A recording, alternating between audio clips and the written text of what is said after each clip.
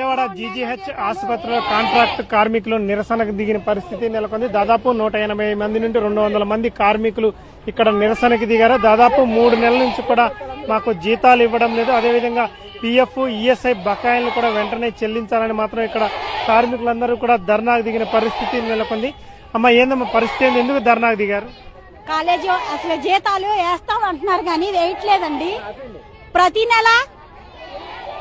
ప్రతి నెల వేస్తామని కాంట్రాక్ట్ వాళ్ళు వచ్చి చెప్పడము, మేము కూర్చోవడం, ఏదో ఒకటి వాళ్ళు ప్రిన్సిపల్ గారితో మాట్లాడుకోవడం, వాళ్ళు మాట్లాడుకోవడం, మళ్ళీ 1 గంట అరగంట మీటింగ్ పెట్టుకోవడం, మమ్మల్ని ఎలా డీల్ చేసి పంపించేయడం డ్యూటీలకి.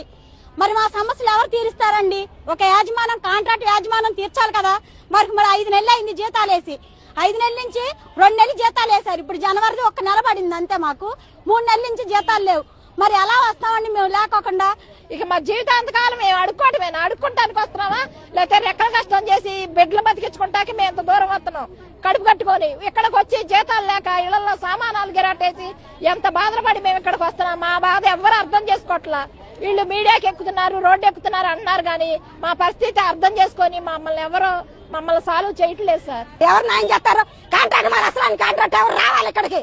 మరి నెల మరి కాంట్రాక్ట్ పనులు చేయించుకుంటుంది. కాంట్రాక్ట్ మరి పనులు చేయించుకునేటప్పుడు నెల వచ్చి మీరేం పనులు చేస్తున్నారమ్మా, మీరేంటి అని మమ్మల్ని అడగాలిగా. ఒక్క కాంట్రాక్ట్ కూడా ఇక్కడికి రాడు. పనులు చేయకపోతే తీసేస్తారంట, గట్టిగా మాట్లాడితే తీసేస్తారంట. మమ్మల్ని టార్గెట్లు గట్టిగా మాట్లాడి తీసేస్తాం. ఈ టార్గెట్లండి. సార్, ఒకసారి సూపరింటెండెంట్ తో మాట్లాడే ప్రయత్నం చేద్దాం. సార్, దాదాపు 3-4 నెలల నుంచి వీళ్ళకి జీతాలు ఇవ్వట్లేదని నిరసన వ్యక్తం చేస్తున్నారు. అసలు ఏంటి పరిస్థితి ఏంటి? కాంట్రాక్టర్ ఎవరో కూడా మాకు తెలియదని వీళ్ళు అంటున్నారు. వీళ్ళకేమో ఆల్ సర్వీస్ గ్లోబల్ అని ఉంది, వాళ్ళు థర్డ్ పార్టీ. వీళ్ళకి కాంట్రాక్టర్ వీళ్ళకి ఫిబ్రవరి, మార్చి శాలరీస్ ఇవ్వడం విషయం వాస్తవమే.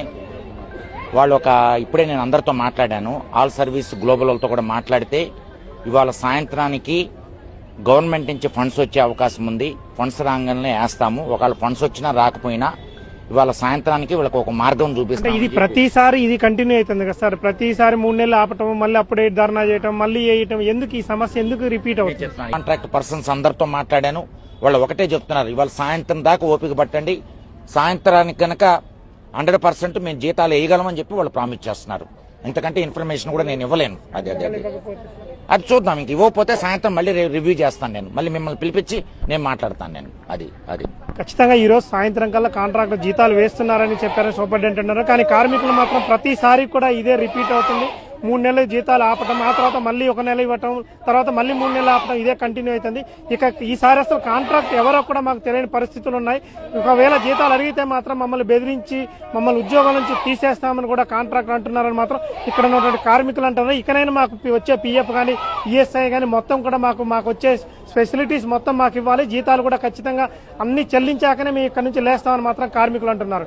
వీడియో జర్నలిస్ట్ శ్రీరామ్తో శ్రీధర్, టీవీ 9 విజయవాడ జీజీహెచ్ నుంచి.